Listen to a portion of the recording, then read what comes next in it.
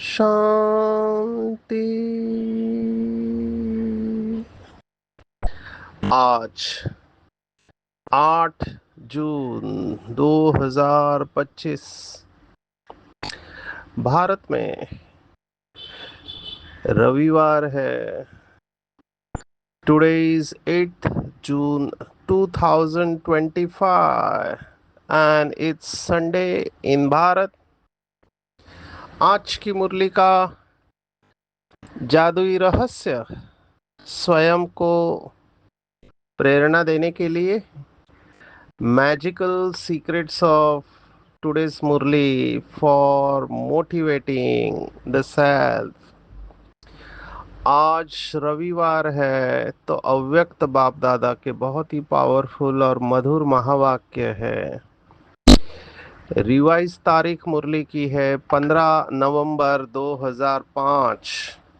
The revise date of the Murli is 15th November 2005।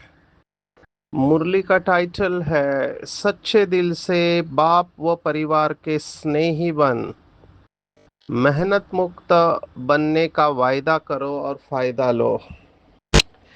ये बाबा से हमको सीखना चाहिए कि कैसे 4 लाइन में पूरी मुरली को बाबा समराइज कर देता है और उन 4 शब्दों को जोड़ियों में अगर आप स्टडी करेंगे तो पूरी मुरली सहज ही याद रह जाती है। जितना हम बार बार मुरलियों का स्टडी करते हैं उतने ये शब्द हमारे सबकॉन्शियस माइंड में जाते हैं और शक्ति का अनुभव होता है। आज की मुरली में जो जोड़ियां आई है वो है स्वमान और सम्मान। पहली जोड़ी जो फाउंडेशन है बीके लाइफ का, इसकी बहुत गहराई में हम गए हुए हैं पहले भी। स्वमान और सम्मान या स्वमान और अभिमान, ये दोनों शब्द आज के मुरली में आए हुए हैं। तो पहली जोड़ी है स्वमान और सम्मान, उसके बाद दूसरी जोड़ी आती है वो है दिल का स्नेह। अभी दिल का स्नेह जैसे कल साकार मुरली में जो शब्द आया था कि सच्चा महात्मा, तो सच्चा महात्मा बोलते ही झूठा महात्मा भी अपने आप आ जाता है। ऐसे दिल का स्नेह तो दिल के अगेंस्ट में दिमाग का स्नेह होता है। बाबा दिल का स्नेह कह रहे हैं, तो दिल का स्नेह और दिमाग का स्नेह।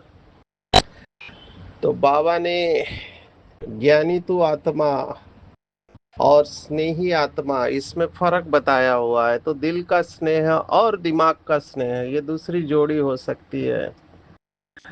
तीसरी जोड़ी है मोहब्बत और मेहनत की, क्योंकि स्नेह माना लव और स्नेह माना लवलीन। तो मेहनत और मोहब्बत ये भी जोड़ी है जिसमें ज्ञान को रिवाइज करना इजी हो जाएगा। उसके बाद जो जोड़ी है वो है कायदा और फायदा।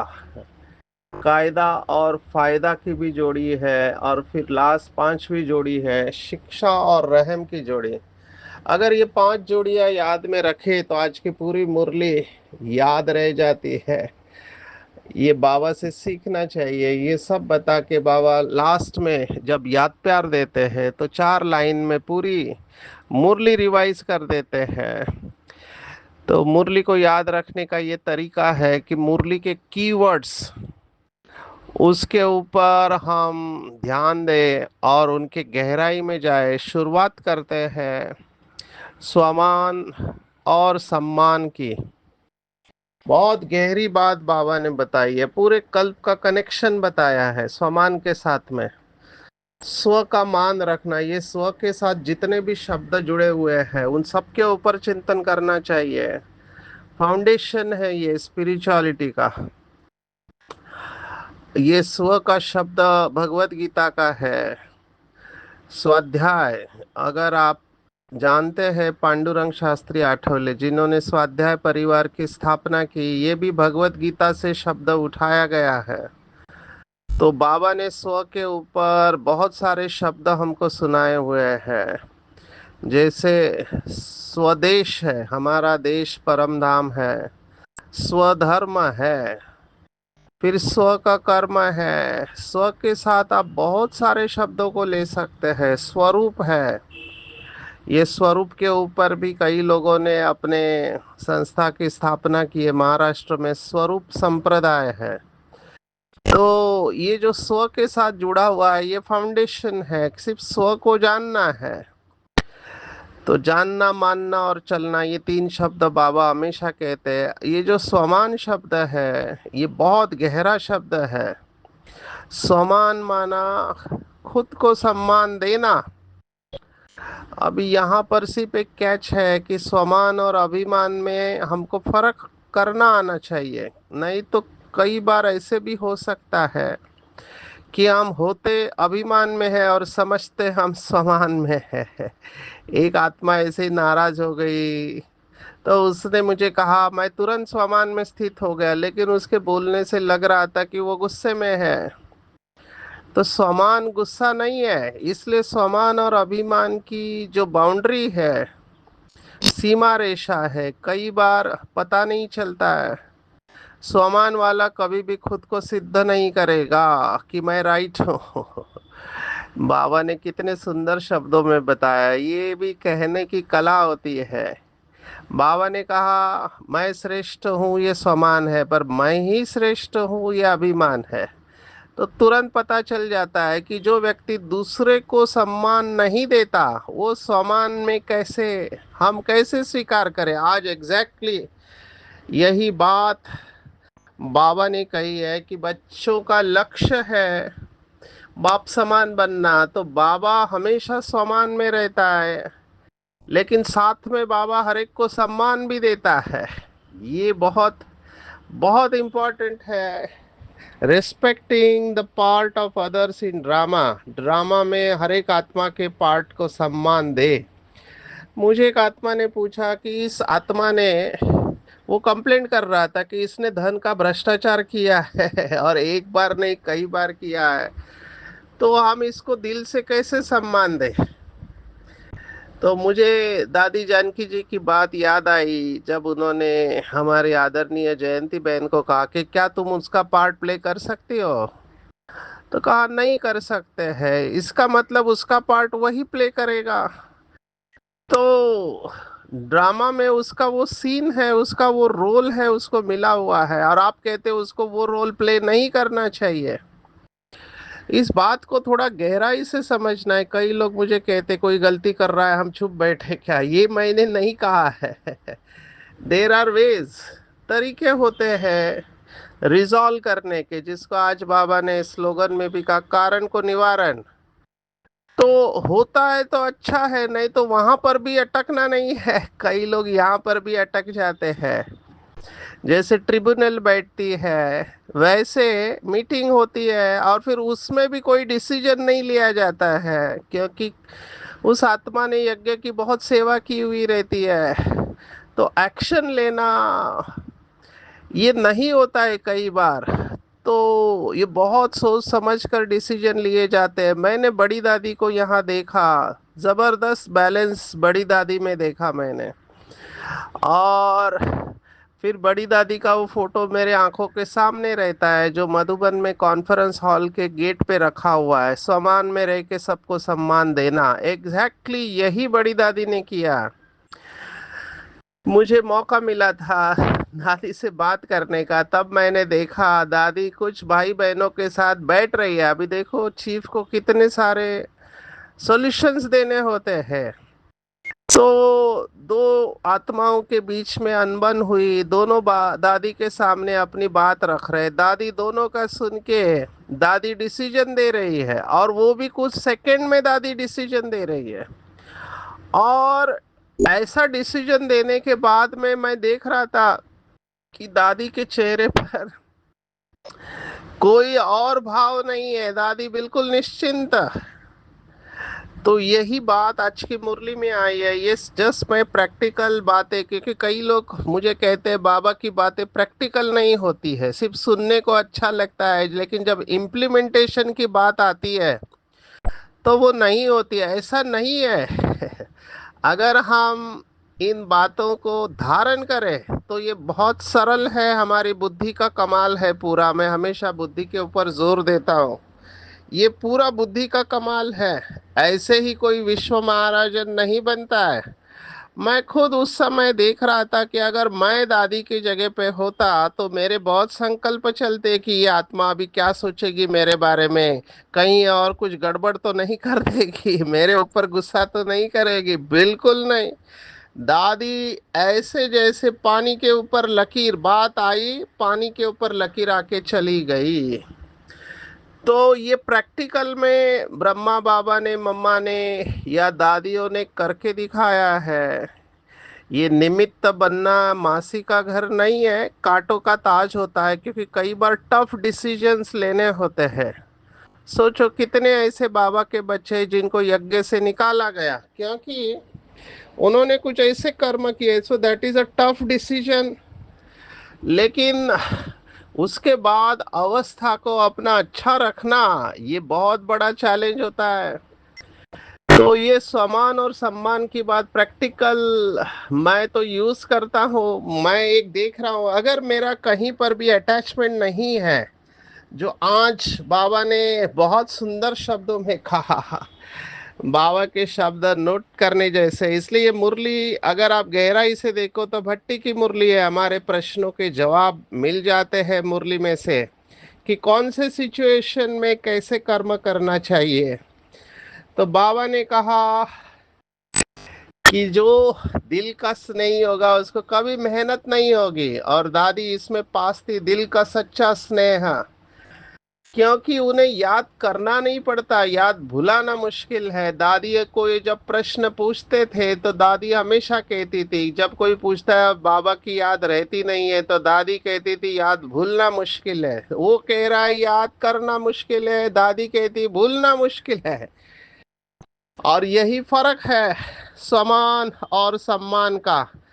तो आज पूरे दिन भर चिंतन करेंगे कि क्या मैं दिन भर समान में रहता हूँ। और समान भी बहुत बड़ा है। कितना बड़ा समान है आप देखो। बाबा ने पहले लाइन में ही सिक्सर मार दिए, दो लाइन में।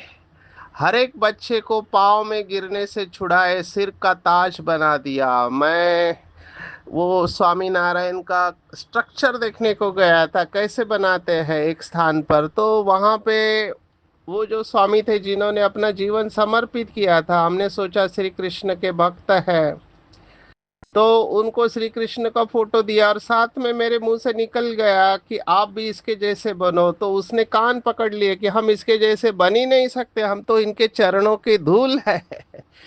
तब मुझे बाबा की ये बात समझ में आई कि भक्ति मार्ग में ये भाव रहता है कि हम चरणों की धूल है भगवान के। और बाबा कह रहा है पाँव में गिरने से छुड़ाए, सिर का ताज बना दिया, स्वयं को सदा ही प्यारे बच्चों का सेवादारी कहलाया। तो ये बहुत बड़ा सम्मान है कि भगवान भगवान मेरे ऊपर फिदा है, भगवान मेरी सेवा में उपस्थित है। आप सोचो, भक्तों को तो ये विजुअलाइज भी नहीं होगा, बहुत मुश्किल है। सिर का ताज। बाबा बच्चों को कह रहा है कि मालिकम सलाम, मालिक बच्चों को भगवान सलाम कह रहा है। तो बहुत बड़ा सम्मान है कि हम बाप के भी मालिक है। लेकिन बाबा की विशेषता हमको धारण करनी चाहिए, जितना जो समानधारी उतना ही सर्व को सम्मान देने वाला होगा। ये बहुत बड़ी बात है, क्योंकि मैंने बहुत बाबा के बच्चे देखे हैं जो कहते हैं हम तो समान में रहते हैं, लेकिन किसी के साथ रिश्ता अच्छा नहीं है उनका, बात भी नहीं करते कुछ लोगों से। तो इनको हम समानदारी नहीं कह सकते हैं।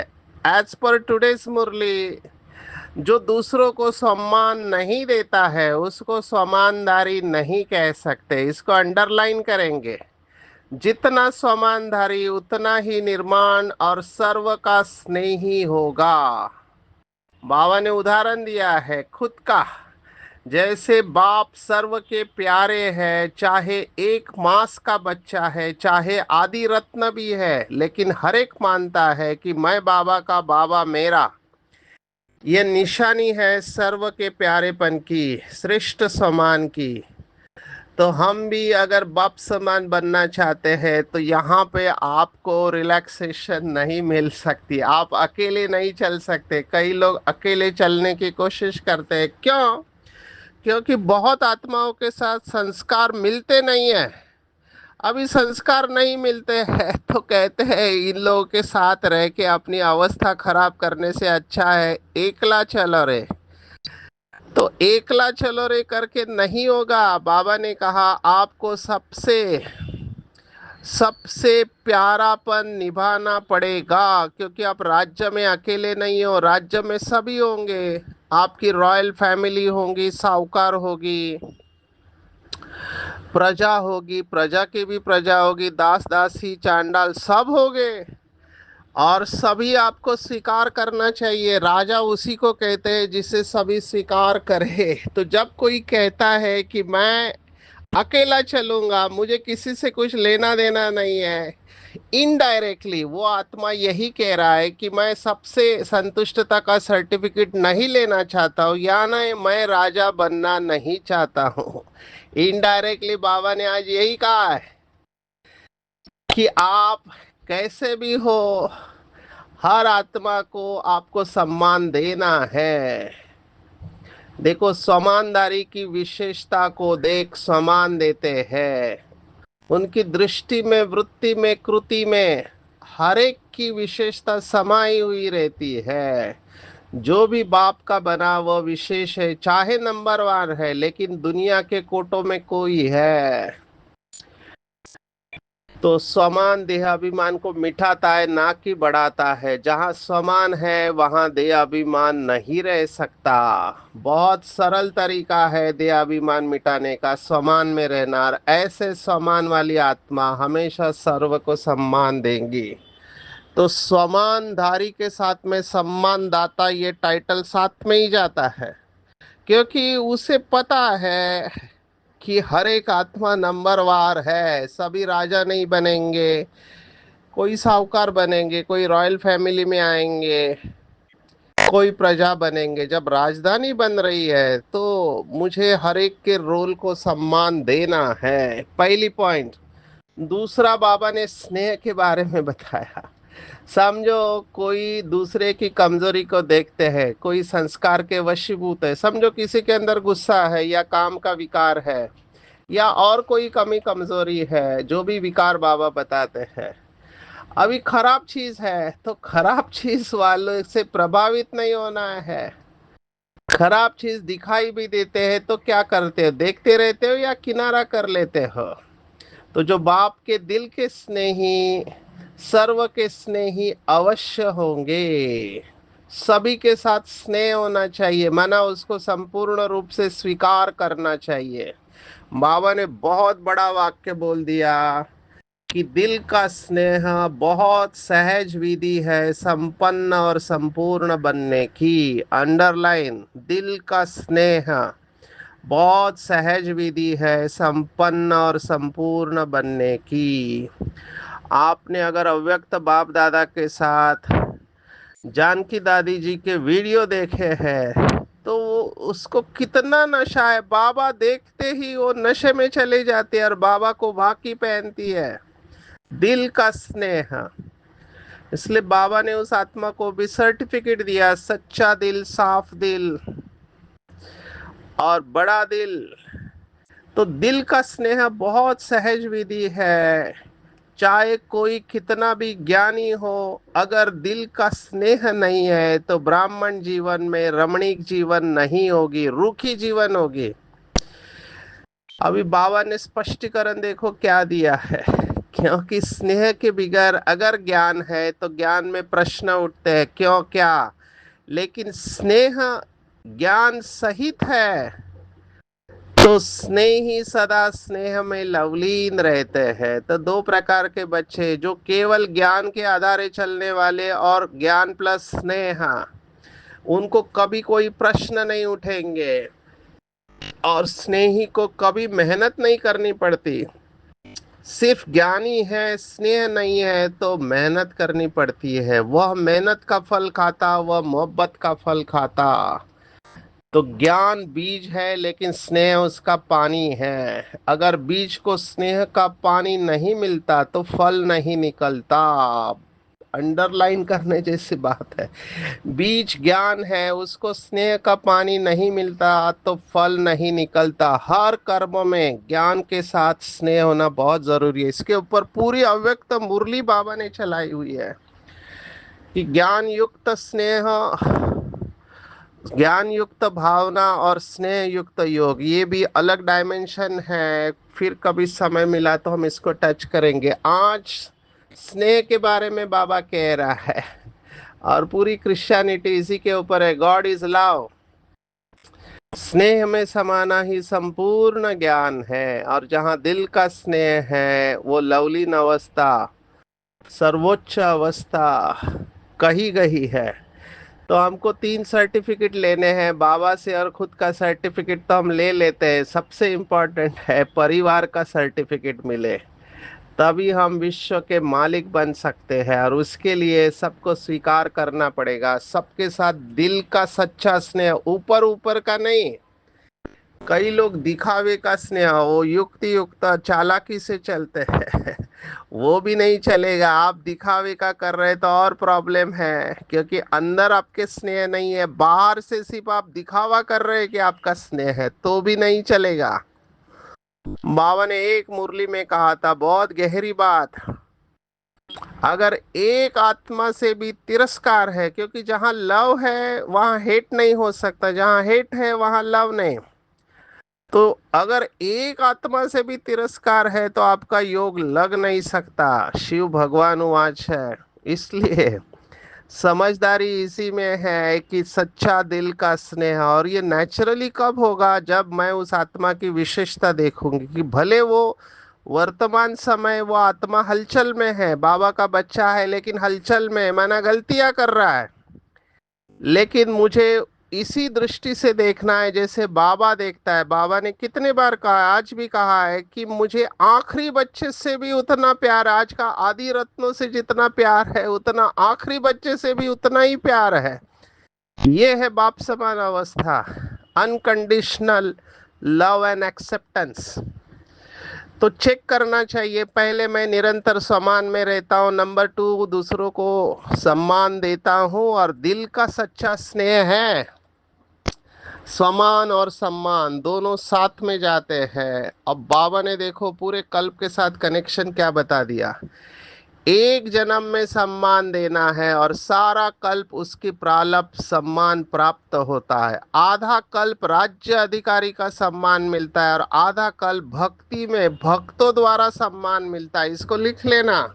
इस एक जन्म में जब हम दूसरों को सम्मान देते हैं तो सारे कल्प में हम सम्मान के अधिकारी बन जाते हैं। बहुत गहरी बात है, आगे चलते हैं।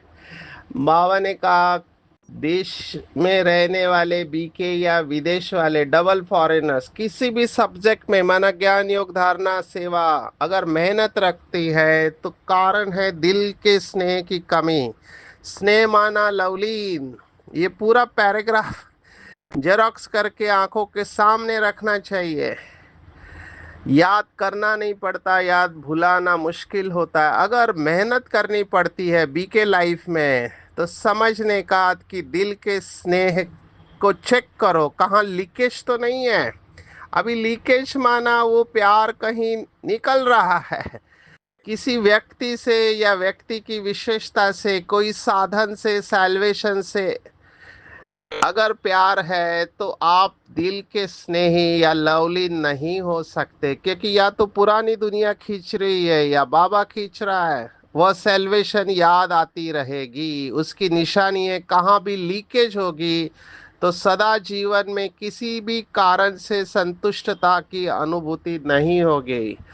ये बाबा ने लक्षण बताया है कि मेहनत क्यों लगती है, क्योंकि संतुष्टता नहीं है। और संतुष्टता क्यों नहीं है? क्योंकि कहीं ना कहीं बुद्धि जा रही है, या तो व्यक्ति में, उसकी विशेषता में, या साल्वेशन या राहत में।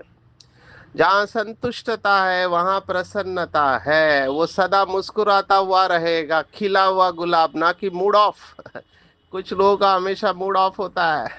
तो बाबा ने कहा वायदा करो, आज की मुरली में मेन पॉइंट वायदा करो।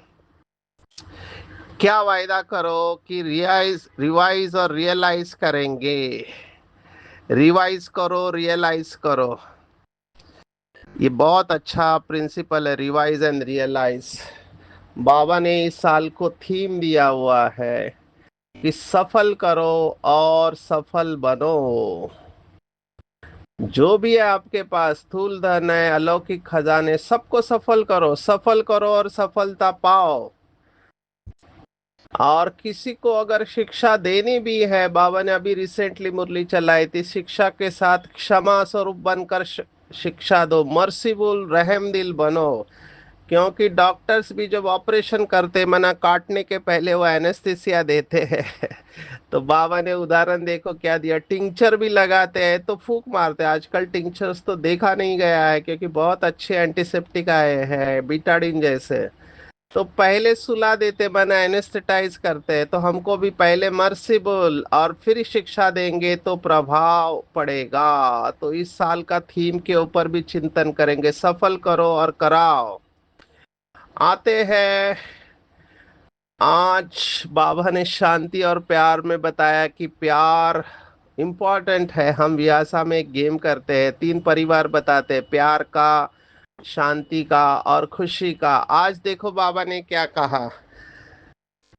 आज दुनिया में भी किसी से पूछो क्या चाहिए तो कहेंगे प्यार चाहिए, शांति चाहिए, वह भी प्यार से ही मिलेगी। तो प्यार, आत्मिक प्यार सबसे श्रेष्ठ है। आज की पूरी मुरली स्नेह के ऊपर है, आत्मिक प्यार के ऊपर है। आज उसको अपर हैंड दिया हुआ है।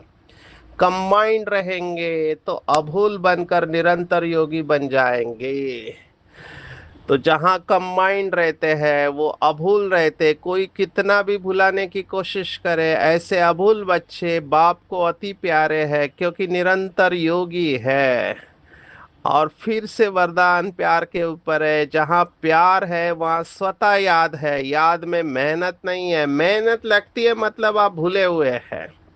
देखो भक्ति मार्ग में भी इसको बड़ा चढ़ा के कहा गया है कि वो जब राधा और श्री कृष्ण अलग होने वाले थे, तब श्री कृष्ण राधा को अपनी बंसुरी देता है, कहता है कि जब मेरी याद आए तो बंसुरी को देख लेना।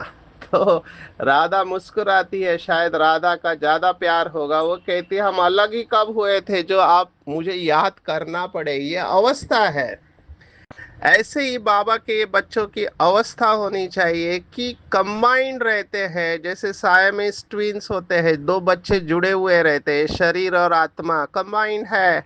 ऐसे ही आत्मा और परमात्मा, बाप और बच्चे सदा कंबाइंड रहेंगे तो सता याद रहेगी। और बाबा ने क्या कहा देखो, संकल्प रूपी नाखून को भी माया हिला नहीं सकती है।